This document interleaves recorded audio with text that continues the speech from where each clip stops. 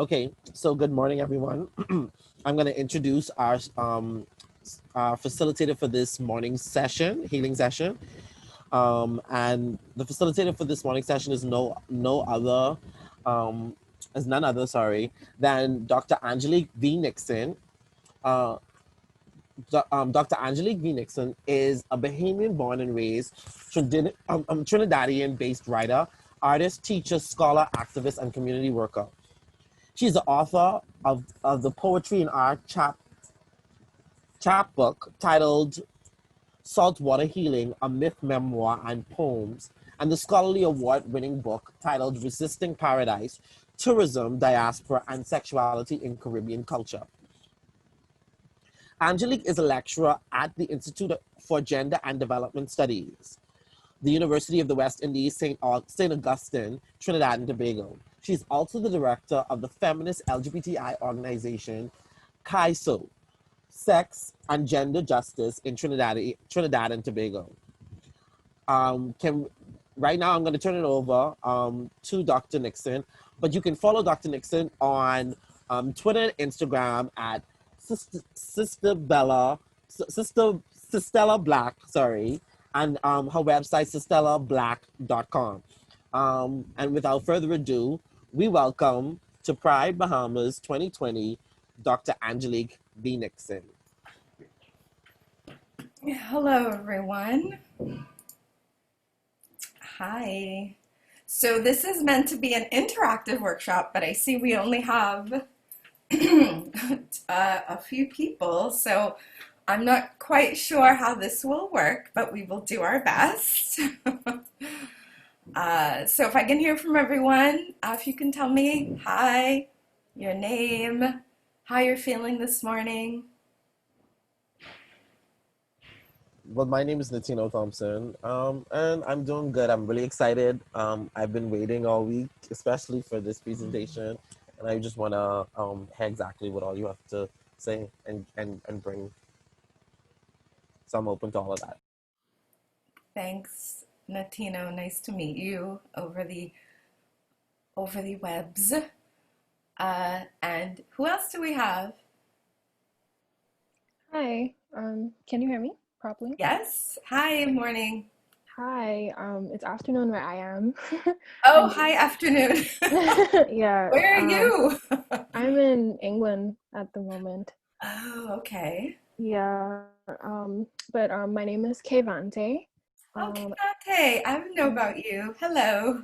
yeah, I use she, they pronouns. I'm feeling honestly really overwhelmed. No. So I'm hoping to get or I guess to feel a bit safer in my body and in the space that I'm in after the session. Oh, that's so beautiful. So we're gonna make this work, right? Hopefully more people join, but we're actually gonna start with a little bit of feeling in our bodies. So let me just set this up. 1 second. And I want to share my screen. So can I share my screen? Let me see. Oh, yes, I can. Thank you. All right, great. So here we go. So the workshop that I have for you, well, this is what I had a bit now. I guess it'll be more of a presentation. We're really going to talk today about what does it mean to engage in self-care as a healing practice and how that transforms, can really transform our communities. What I call restoring spirit, mind, body. And so the first thing we're going to do, I'm going to play some music for us. Well, wherever you are, wherever you're sitting, I want us to start first with movement. And I know that often, you know, in some of the practices around healing, it's all about, you know, quiet and sitting. And we'll talk about those practices too. But we're going to start today with something that is very culturally relevant for us in the Caribbean, as Caribbean people, as people of the African diaspora. We're going to do a winding meditation, okay? And so you can get up, you can, you know, if you don't want to be in front of the camera, you can turn off your camera, that's fine. But we're going to start with just feeling our bodies, loving your flesh, your bamsi, your bungi, your whole body, right? That's what we're going to do today. And even though I recognize that a lot of us may have difficult feelings in our body, we're just going to spend 2 or 3 minutes dancing. And however you're feeling, close your eyes, move however your body moves. Don't think about anybody else. Don't think about the camera. Turn off the camera so you can really feel it. Yeah. And we're going to play some rake and scrape, and we're going to get this started. All right. Hopefully we can hear. Yes. Okay. Hope everybody's hearing. Yes. No, mama, we ain't gonna rake and scrape. Oh, we can clean the house just like you say. That's right, right? Yeah, that's right, mama. We rake and scrape. Mama don't like no raking and scraping in here. Mama don't like no raking and scraping in here. Hey, we don't care what mama don't like no rake and scraping anyhow. Mama don't like no raking and scraping in here. Now mama don't know that we are all I'm talking about the way she look. Rake and scrape, let's bump into our way. We can't wait till she go up. We're gonna rake and scrape the side and stuff. Yeah, the neighbors scream and shout. As soon as mama got the door, turned around and she said, no raking and scraping, I'll be back after 4. Stuck on the wall, say after 9. Say, fellas, don't be gotta stop. I know what mama had in mind. Mama don't want no raking and scraping in here. Mama don't want no raking and scraping in here. We don't care what mama don't like, no raking and scraping anyhow. Mama don't like no raking and scraping in here. Now mama walk around the block, we thinking she's on the bus stop, listening hard from the neighbor's yard. Just as we started, hit her lip, she bust inside, didn't think it's sick, but back and stop and stop my lip. Oh, mama say, boy, hang alive on the fire, you know, strong and tight. Let me show you dance from way back in the day. Then mama started killing the rope, the fellas thought she was freaking out. Big that rhythm, knock it out, boy.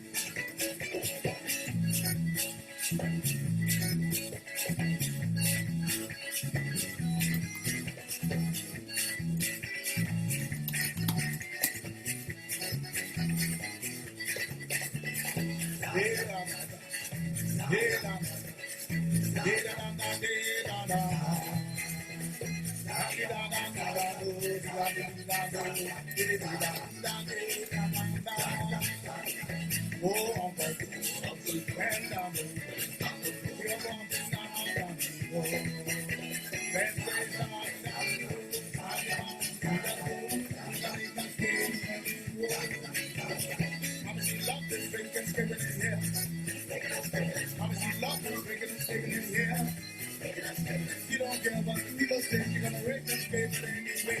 Mama, she love this rake and scrape in here. Mama, she love this rake and scrape in here. Mama, she love this rake and scrape in here. Okay, everyone. How are we feeling? Let's come back to self. Stretch, move around. I see some folks are just entering. Hello. Hi, everyone.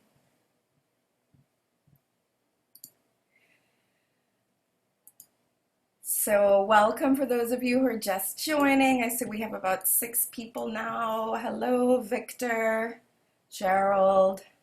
Hi. So we just started, everyone, with a wine and meditation, just dancing, moving, getting in touch with self. So I want to just start off with this as a care practice that, you know, and it could be maybe dancing is not your thing, maybe it's something else, but whatever that thing is, I want us to think about healing as something we are taking, we're taking upon ourselves. Like, this is something I'm doing for myself. And that taking that time and care for yourself is super important. So we're starting right away. Hi, everyone. My name is Angelique. It's really great to be here with you this morning. Thank you so much for having me. as a part of Bahamas Pride celebrations and workshops and healing. And when Alexis invited me, she said, you know, I really want to have a lot of sessions on healing. And I was like, wonderful, because well, in my own process of being a survivor of child sexual abuse, of having too many experiences with violence, growing up in homes with a lot of domestic violence and abuse, healing has been a lifelong passion of mine. It was a lot of anger at first, which has moved into healing practice. It's something that's ongoing. Everything that I share with you is stuff that I'm still myself working on. I don't have all the answers, but I certainly want today to share some of those practices with you and encourage you to find your own spaces and practices of healing. So we're going to take just a few minutes. Perhaps you have a journal or something to write on, or maybe you're on a tablet, whatever it is you have to write, or take notes, or just sit and reflect even. These are some questions I want you to carry on from today. I know we only have an hour, so I'm going to move a little bit quickly. But these are some reflections I want you to really take with you. How do you care for yourself? How do you take care of your mind, body, and spirit? How do you care for community, for family, for loved ones? And then I want you to think about the differences of how you care for yourself versus how you care for others. Sometimes we do more for others than we do for ourselves, and I want to encourage us to find a balance. It's something that I am working on, and I think it's really important for our community care that we're also caring for ourselves.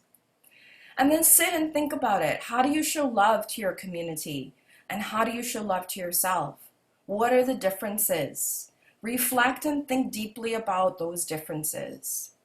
And then our goal for today is just to think about one change that you want to make in your life to show love to yourself and love to your community. Maybe you realize there's not a balance, and so you need to take more care, greater care of self. So I want you to think and reflect by the end of our hour together, what is one thing that you want to change as a part of your own practice and caring and self-care? And so what is self-care? And so we're going to start there, just defining it and the ways that I've been thinking about it in my work. So self-care is really essential when we think about especially around sexuality and gender identity. And I take inspiration from Audre Lorde, the great Black feminist, lesbian, warrior poet, who says that self-care is self-preservation and an act of political warfare.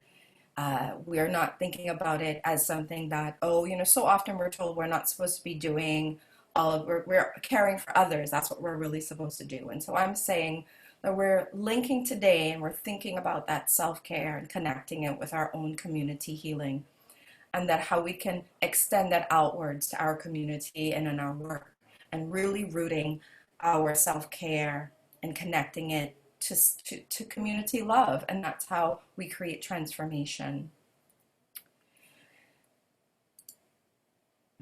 And so when we're activating the self-care, we're thinking about it as something that's very self-initiated, that's very deliberate. Okay, okay, great. Welcome, Terrence. Hi, welcome. So we think about this in terms of our physical, mental, spiritual, and emotional health. All of these are connected. Often we focus on the physical, and we also have to think about our mental, our emotional well-beings, and our spiritual well-beings, making sure that we're nourishing and thinking about our whole selves. And this is actually a really radical act to think of it that way. And it does connect then, because we are replenished for our communities. The saying goes, and we hear this a lot in self-care work, that if we're not rejuvenating and replenishing our cup, if we're operating from a place of half full or quarter full or empty, if we're running and burning on empty, it's going to be really hard for us to then share and connect with others and be able to do the work we want to do in our communities, with our families, with our loved ones, show up as our full selves.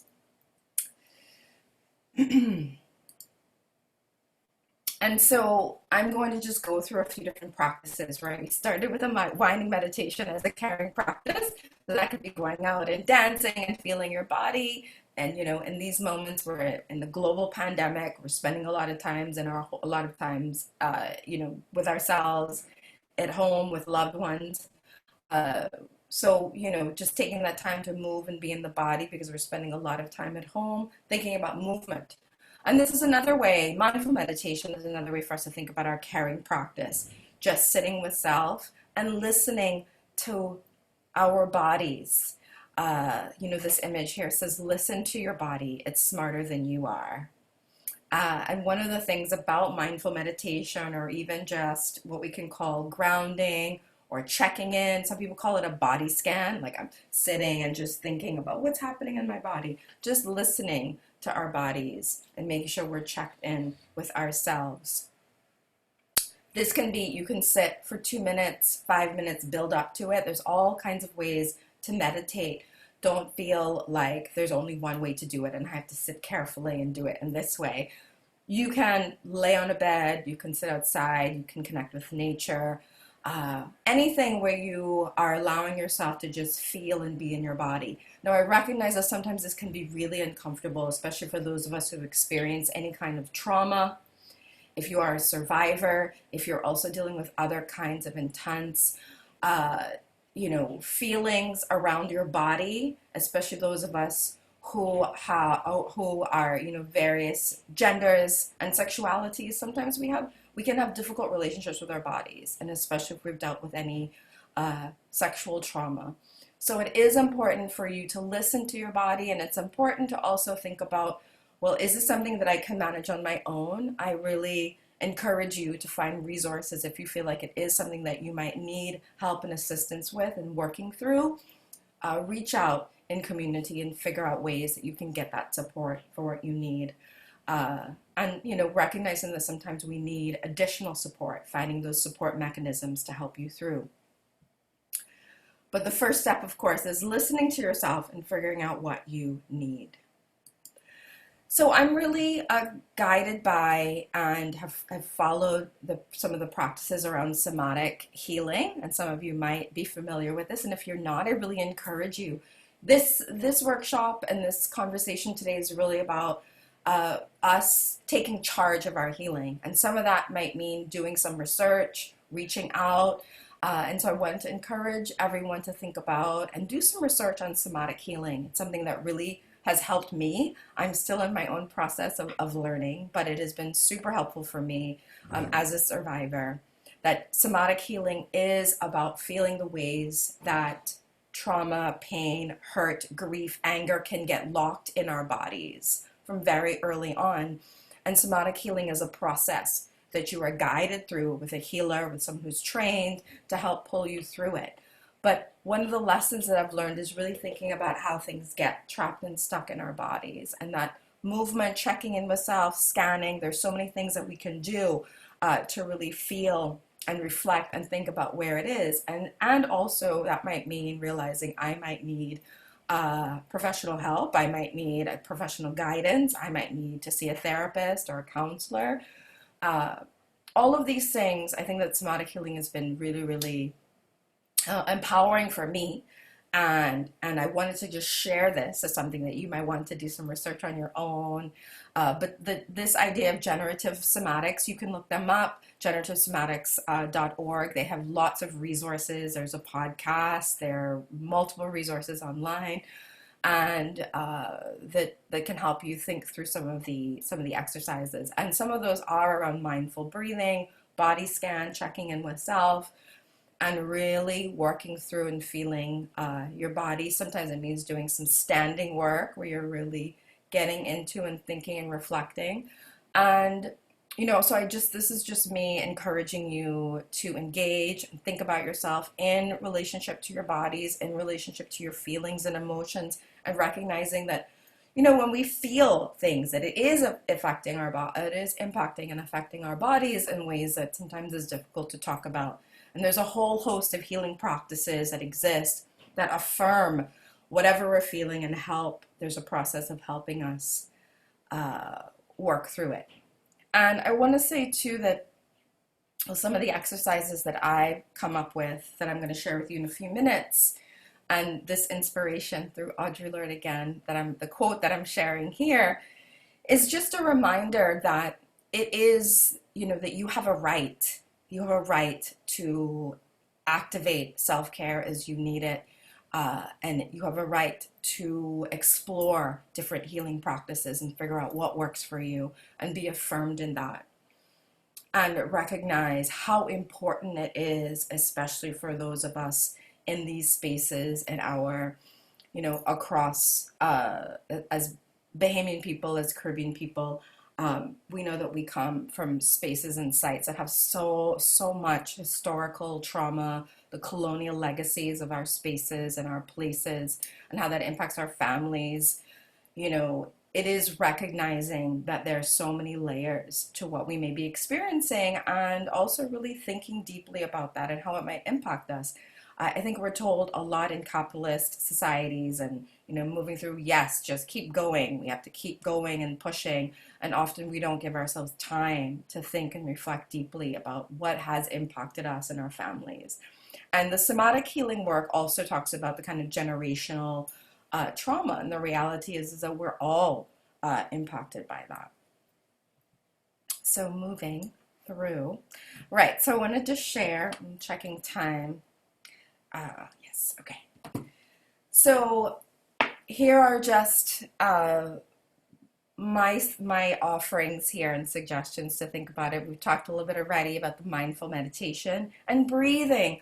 A lot of times, if we are going through something that is stressful, if we're feeling particularly overwhelmed, a lot of the self-care practices, from the Eastern practices to somatic healing, various psychosocial support practices in therapy and in counseling. Folks talk about the breath, like how important it is for us to be in touch with that breath, our very essence of life. And so that can be attached to your mindful meditation. It could be something that you do if you realize, oh, I'm feeling, however I'm feeling, that acknowledgement of how I'm feeling and moving through it. Just taking a moment and breathing deeply. Let's all just take one moment right now. Everyone, just take a moment and just feel your breath.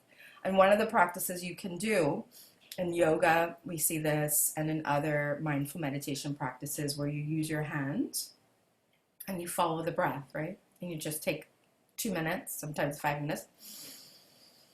You inhale and let your hands follow the breath all the way into your stomach. And then exhale deeply.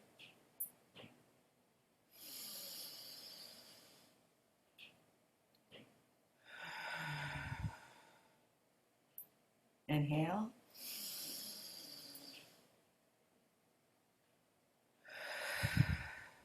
Exhale.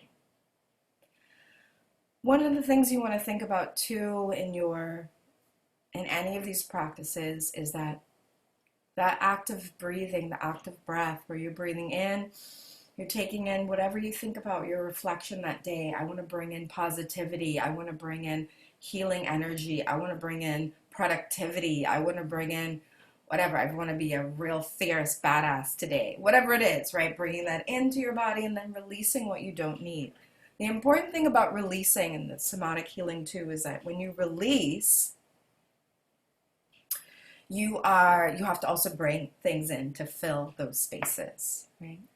So we have what I have listed here, grounding and movement. We've done some of that already with our winding meditation, but grounding is also just taking that moment to center self, yeah?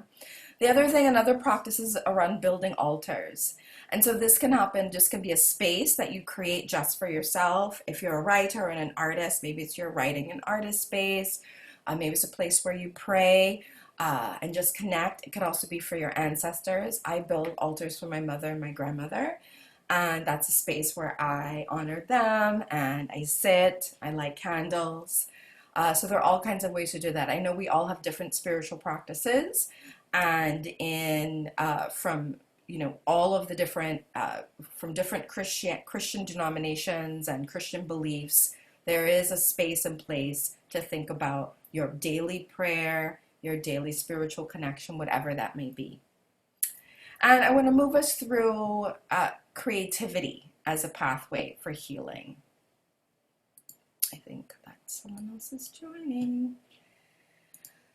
So I wanted to just take a moment and for us to think about creativity. So for me, creativity has been my major way and access towards healing. It is the place where I did my own work. I didn't go anywhere to study healing as a practice. It was a part of my own creative journey where I realized that writing, and in particular when I wrote Saltwater Healing, a myth, memoir, and poems, I wrote those stories and poems about my grandmother who raised me, and she passed away when I was just 18.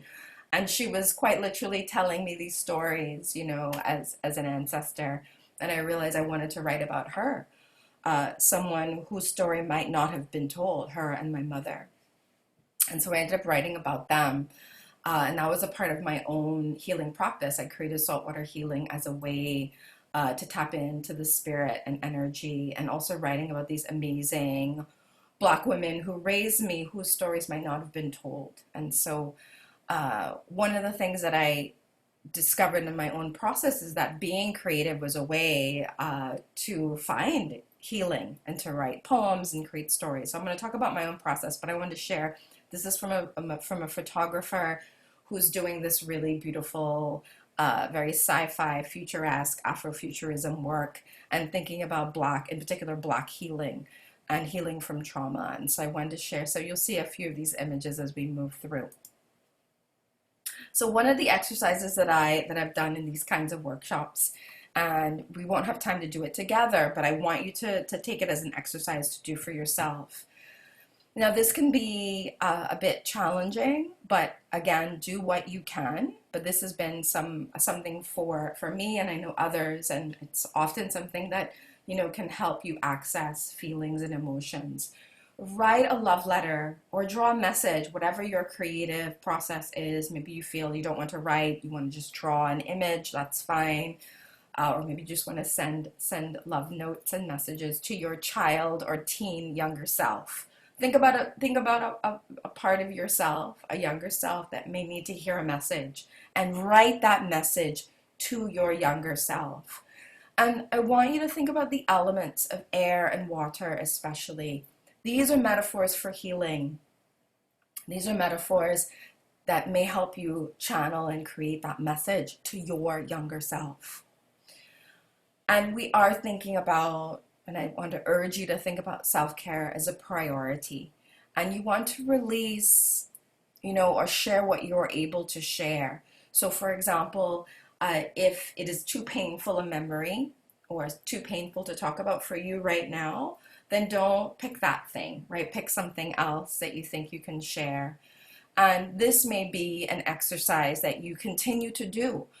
Put it down. Put it down. Oh, that's so wonderful. Thank you for sharing that. That's so good. Put it down as an exercise in your journal, or write it down on your phone as something you want to think about later on. And, you know, this, yes, confirmation that when you do this, and I, you know, I will share, I did this in a workshop. And it was through a process of doing some somatic healing with a somatic healer during this amazing retreat I went to. And, you know, I started the message there, and then I went back to where I was at the time. This was years ago. And then I kept writing this letter, and this letter to my teen self. I did one to my girl child self, then I did one to my teen self, and it just kept growing. And it was a process of me releasing stuff that I didn't even know I had. It was powerful, it was painful. And then I had to remember to put good stuff back in, right? Because I remembered so many things that were really painful and hard and challenging. And so it is all a process. And so I encourage you to try this creative exercise. And we're all creative beings, okay? We are all creative beings, and we are all amazing. And I want to share a little bit of my own artistic process. And, you know, for me, my writing has always been about healing and sharing. And quite often when I write, I feel like it's my grandma and my mom just coming through me and saying, no, I want you to share this. And so for me, it is about tapping in so often and sharing these stories. And it has really been a process for me of uncovering and unsilencing. I think, um, growing up in the Bahamas and being with my family, there were so many things you're not supposed to talk about. You're definitely not supposed to talk about abuse. You're not supposed to talk about violence. You're not supposed to talk about addiction. There's so many things. Both of my, so many things, and I, as a teenager, I did speak up about things, and I was silenced, and I felt silenced. And it wasn't until I was an adult, until I was grown and I left home and I was in on scholarship in university, that I started to have the courage and the bravery to talk about it and to talk about sexuality and even explore my own sexuality. That happened after I left and really figuring out who I was and who I am now. So I'm sharing this saltwater healing, and if any of you, this ended up being, let me tell you about the process. So this was started as an art piece. It started actually as a poem in a poetry workshop where we were asked to write about and use visual like photographs or create some kind of comic. And I was not a visual artist at the time. So I started this in 2008. And I was like, I don't know what I'm going to do. So I had all these photographs of home. And that old, well, I guess it's not so old, but it is. It's better in the Bahamas. The T-shirts and the old tourism advertisements, right? Yeah. Mm-hmm. So that kept playing in my head as I was looking at these photographs that I had taken of home, and I kept with me, and I would put them up wherever I was to remind myself of home, and especially when I'm homesick. And so I wrote this whole story, and I used these old photographs that I had, and then I came home. So it took years to get to this point. I think it was 2011 I had this story, and my grandma telling me I needed to do this, and I did this as a process of my own, that's telling my story, and I used Bahamian plants, trees, and Georgia fabric. Literally all of the things you see here are pieces of what I picked up over years and along the way. And then I came home, and I was accepted in Transforming Spaces to do an installation, and so I did this. And then Ponciana Paper Press wanted to publish it as a book. And so we did that a year later, and some of my poetry and the myth memoir, which is Saltwater Healing, the myth memoir, which was, I took photographs of it and then turned it into a book. And so, I mean, this was amazing and beautiful, but I honestly wanted to share with you all that this was a part of me just, wanting to figure out, like, how do we talk about these really painful stories, and how do we find sense of it, and how in my own sharing, hopefully that helps others to then share. Sometimes there's so much fear in sharing, and there's so much fear in being honest, and you're always worried about, like, how are people going to respond to you. Also, for me, it was a real huge leap to talk about, to admit and talk about being abused as a child, to talk about sexual abuse, and then also talk about same-sex desire, because so many times people assume, oh, well, this happened to you, and then that must be why you was this way. And I've always like, no, I firmly believe that I've always been queer. I identify as queer and same-sex loving. And in many ways, I'm pansexual or bisexual, but I prefer to be in relationships with women or queer, gender non-conforming folks, and have been for a long time. But, there's such a danger in making that connection. And so one of the things that I wanted to do in this work and other work is to really separate that. Like, no, I am who I am. Yes, this happened to me, but that doesn't define me. It doesn't make me who I am. I am complicated, and I get to be that way and affirm. So it was in this process, and I do feel like we need so much. We need to activate healing on so many levels. And so this was my process, and if anyone this is moving through, yeah. This the book is, we don't have any more copies of it. It's sold out. It was a limited edition, but I do have PDFs if anyone wants it and wants to read it. If you don't have a copy or you want a copy, please let me know. I will get it to you, okay? You can message me. And then this, I'm just sharing my process of like how other projects, creative projects, were around healing. So this is called Moon Rituals in Times of Crisis. And oh yes, I'm seeing yes, Sonia Farmer, Pontana Paper Press, shout out, amazing. Um, and so I continued working on really like thinking about how do we share our process of healing. And so this project came out of me. For a year I took photographs of the moon and I reflected on what the moon was, different meditations, astrology, numerology, messages at the time. And it was the process of me living in a place that was really racist and homophobic. For 3 years I lived there in Pennsylvania, and it was really, really hard. And this project actually helped me get through it. And I wrote a poem called Moon Rituals in Times of Crisis, and I recorded it, and so it was a part of this installation. And then the work continued, and I ended up I got a Fulbright grant, and I came to Trinidad in 2014, and then I was blessed to get a job here at the University of the West Indies, where I work now. And in that process, I started writing even more. I connected with saltwater healing, and then I wrote something called Cosmic Evolution, which is a short story reflection that also became an art installation. I'll show you a couple of images.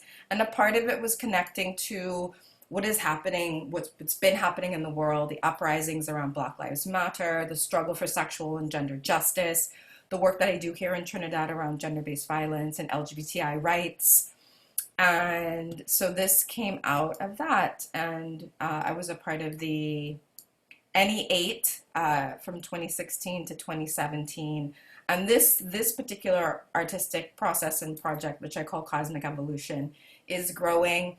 And I created many pieces. I have sculptures and photographs of the mangrove swamps here in Tobago, which reminded me so much of home, these beautiful mangrove swamps. And it connected me to so much of home and thinking about our mangroves.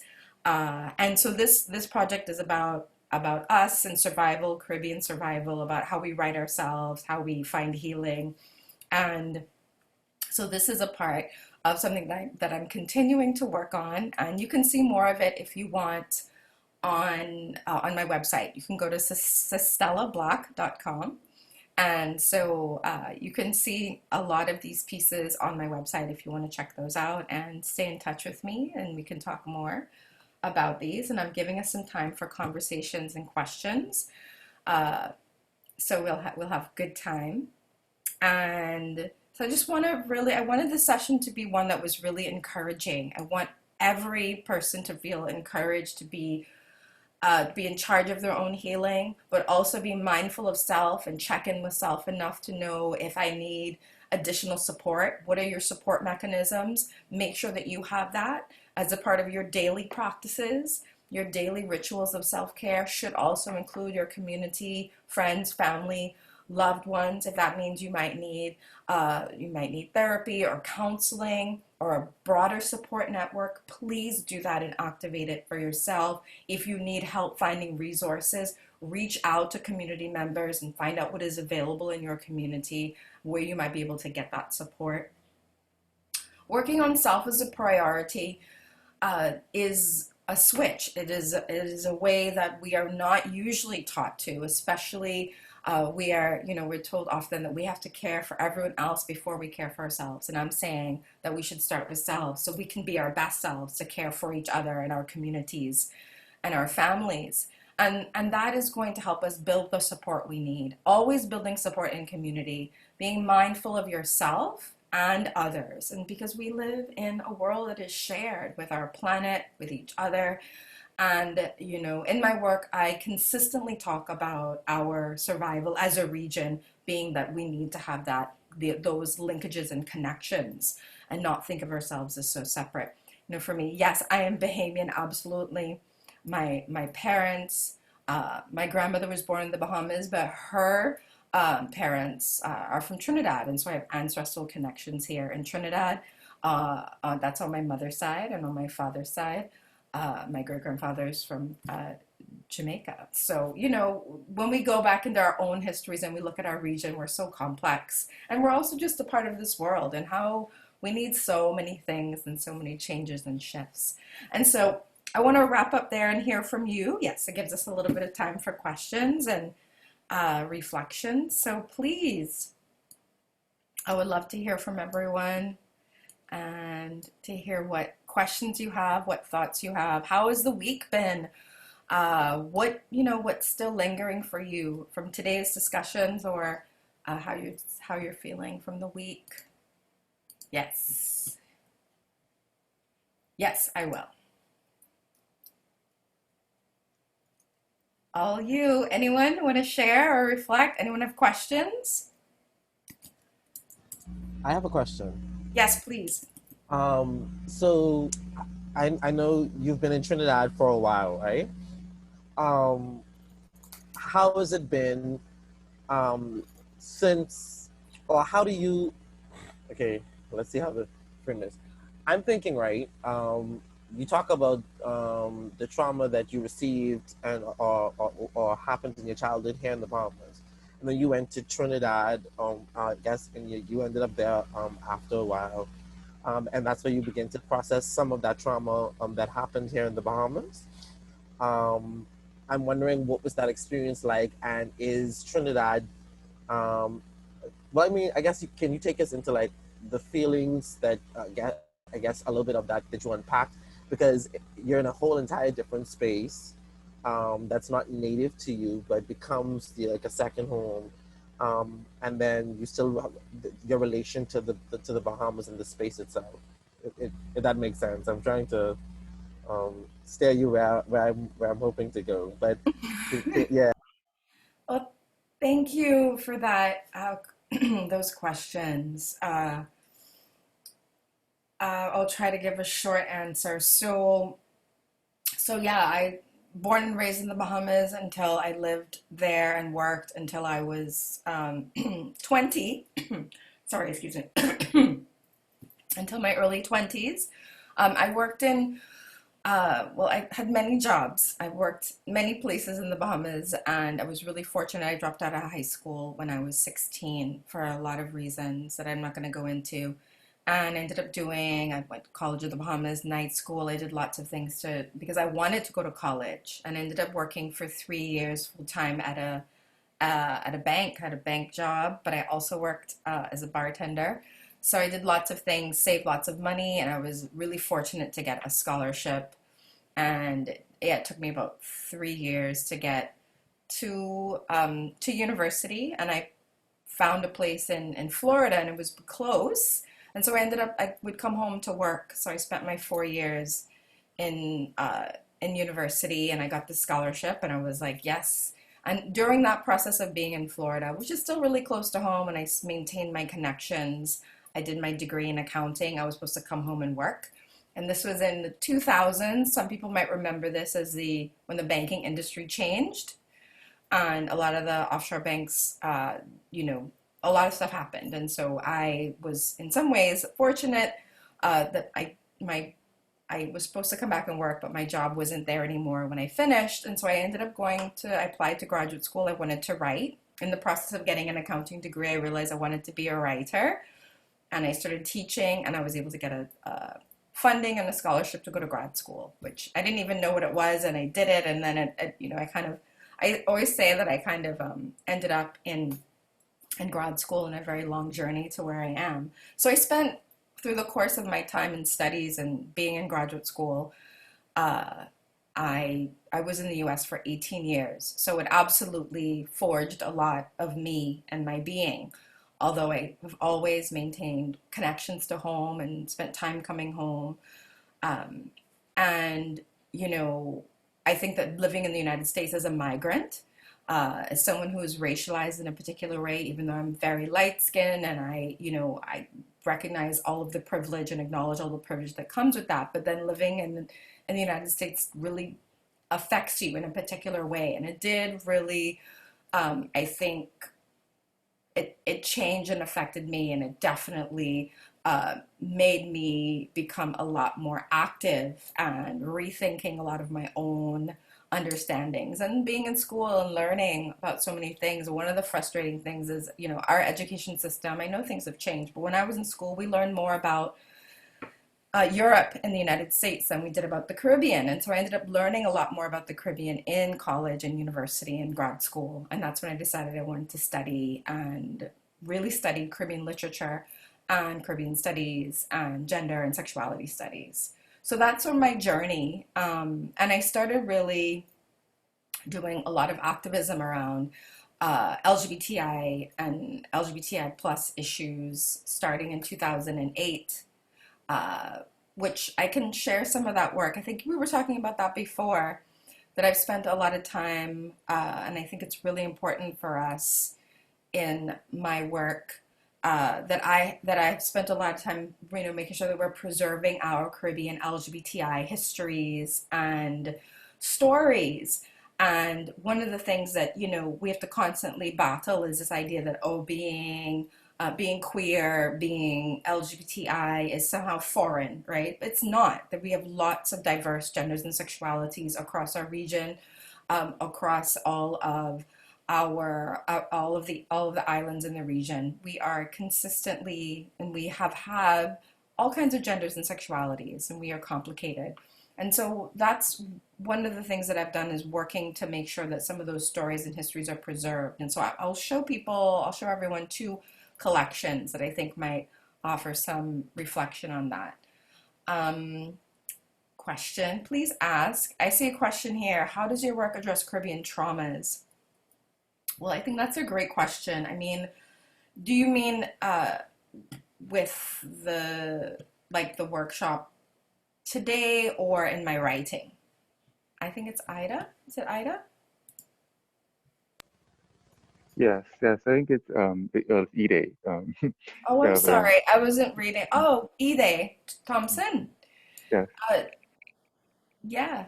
I think Uh, it's actually both would be an interesting thing I think for you to talk about. So if you can address like both. That's sure. I mean, I think, you know, I'm not a mental health professional and a counselor in any way. I think of my work as addressing some of those issues through writing, through my poetry, and through my creative work. And in my scholarly work and research, I think a part of my job has been to kind of uncover silences, and also talk about our colonial past and how it shows up, especially in the tourism industry. So I've written a lot about tourism, and I think we have a lot of trauma in that whole system and structure. So I think I've done it in different kinds of ways, but again, I'm not a mental health professional, nor do I write about psychology in that way. But I write about these issues through histories, through stories, through literature, through culture, and attempt to show how. In my work, I really want to write about we how do we uncover silences. I think dealing with trauma is uh, admitting, yeah, some of what has happened. And I think that's a whole process. So I wanted to show some of these collections. I hope that answers your question. There was another question. I'm going to share my screen again. Another question? Yeah, my question, I'm gonna try to make it like as simple as possible. Mm-hmm. So, yeah, currently like doing the same thing, studying creative writing, particularly poetry right now in grad school, and having like all of the revelations that you've spoken about in terms of just like um, identity, right? I guess my question is like, while going through the work, as in like the healing work, and then also having to produce work for school, how did you come up for air? Like, how did your self-care practices like come into being within like your schooling, or did it come into being like after you schooled and realized, wow, I exhausted myself so much and now I need time to like breathe before I like just push myself into like the work world? I think like I'm having like a difficult time with just like this whole year has been really hard for me.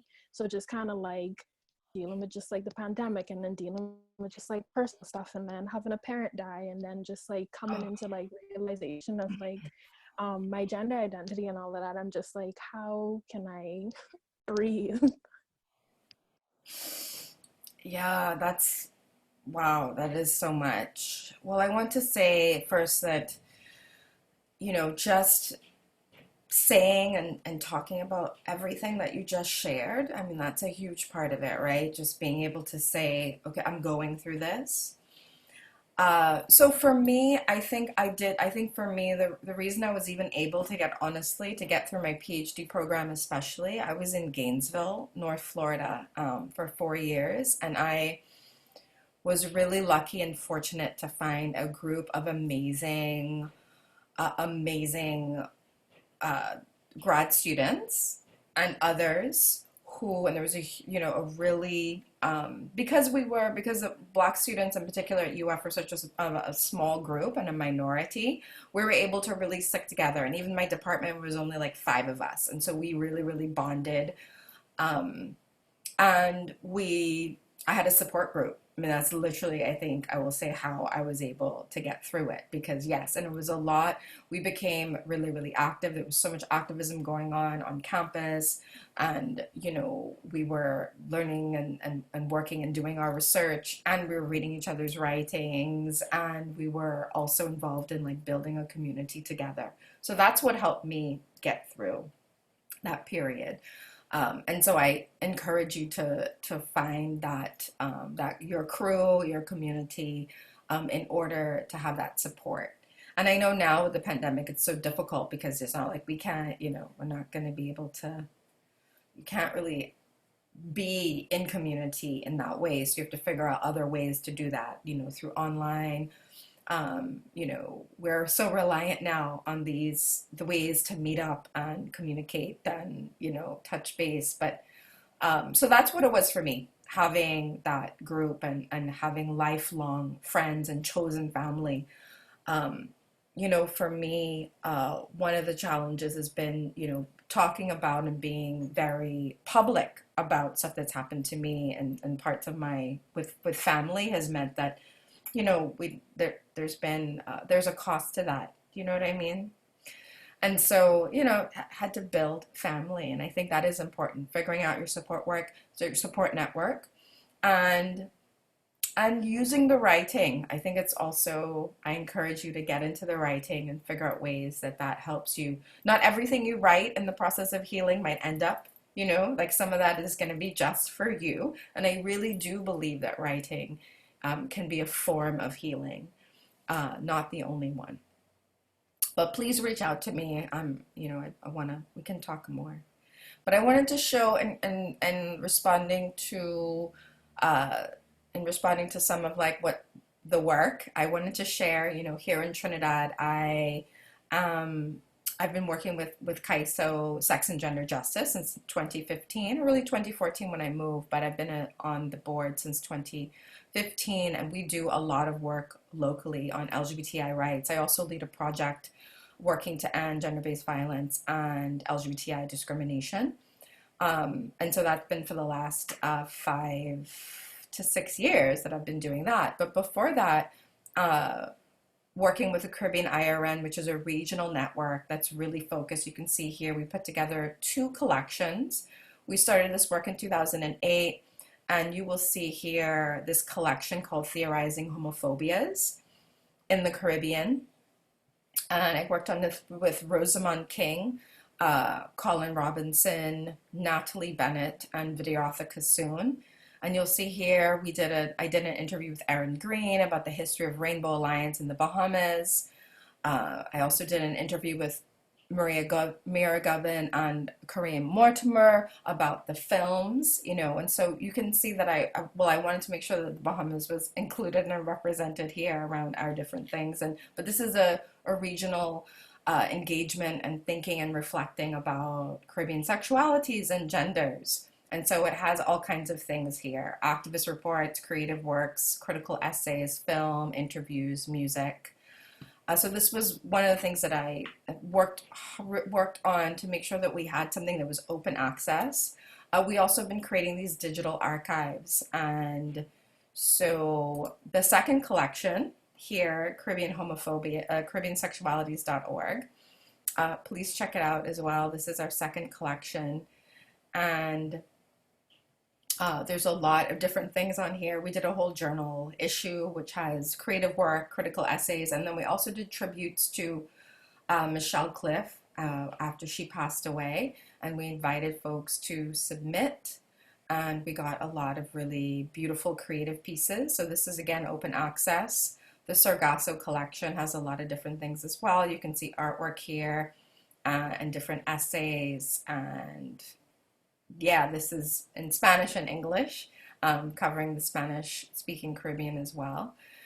And then, what did I want to show you? So, where is it? The Caribbean IRN does also, we do I think every 2 to 3 months, we just do a roundup. Oops, that isn't working. Why? Oh, here we go. We do a roundup of everything that's going on in the region about anything related to sexuality, news and reports. And we also have a mapping of all the Caribbean LGBTI organizations.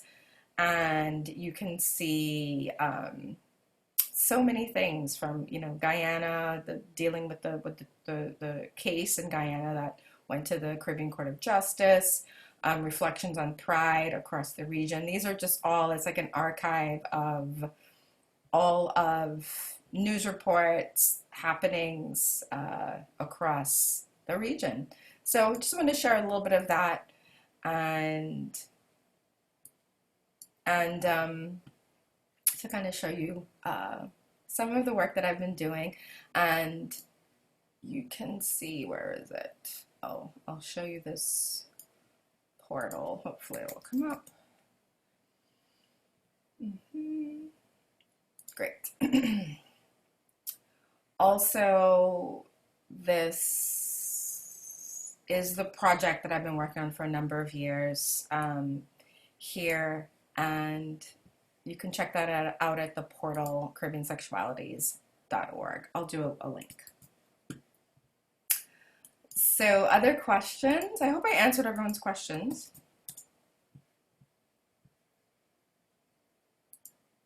I think we're a little bit over time, so I don't want to take up more time. And then for folks who want to get more in touch with me, this is my website, and you can connect with me. For folks who want to see more about saltwater healing, I have a lot of the images are here, so you can see them. Oops, that's not opening. Sorry. And that's not opening. I'm not sure why. Oh, here we go. There's some more of the different art pieces that I was sharing, so you can see them here. So, other questions and thoughts? Anyone want to talk or share? Do you have anything you want to continue talking about? Where is everyone? Did I lose folks?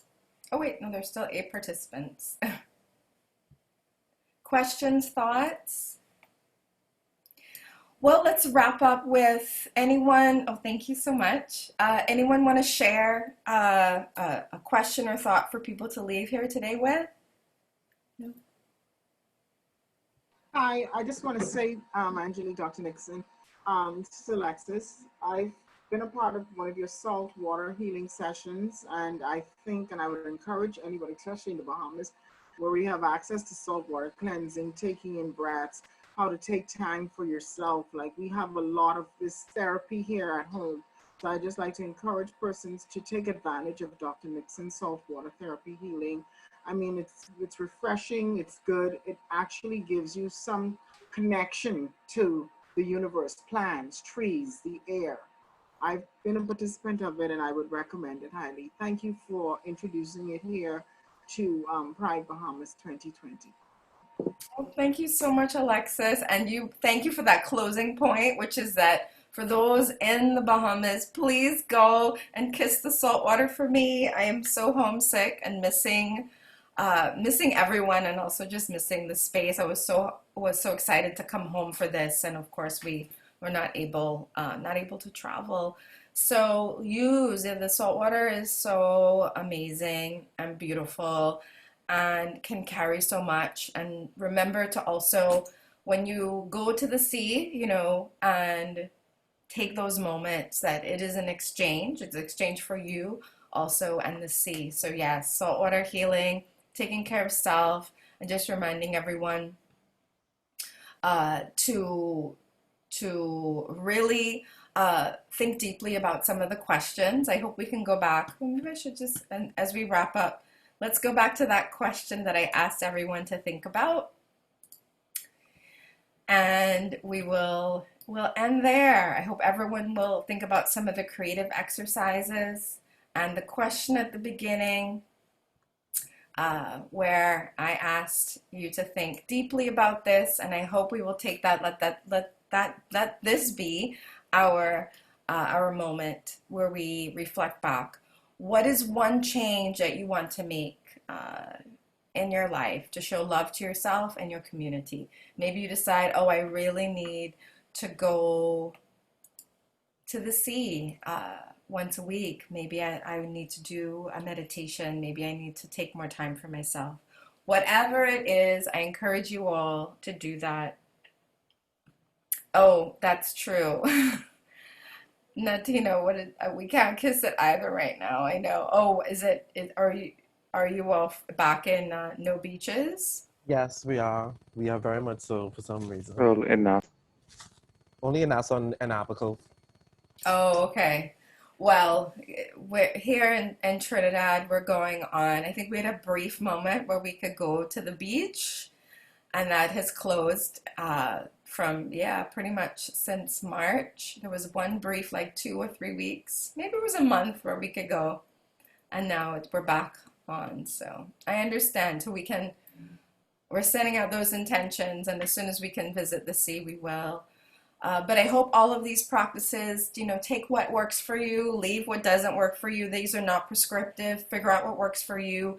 Take care of yourselves, and I hope that the rest of our Pride celebrations continue to offer you ways of taking care of yourselves, prioritizing selves, and then learning also. We're doing this for each other. Building community is so important. And thank you to Alexis, Natino. Thank you everyone for asking questions and being a part of today. And I'm looking forward to more sessions. So please let me know how I can help and support. All right. We just want to thank Dr. Angelique Nixon for sharing her words of wisdom and helping us to heal in our various ways. Again, we will be reaching out to you to do more collaboration. So thank you again.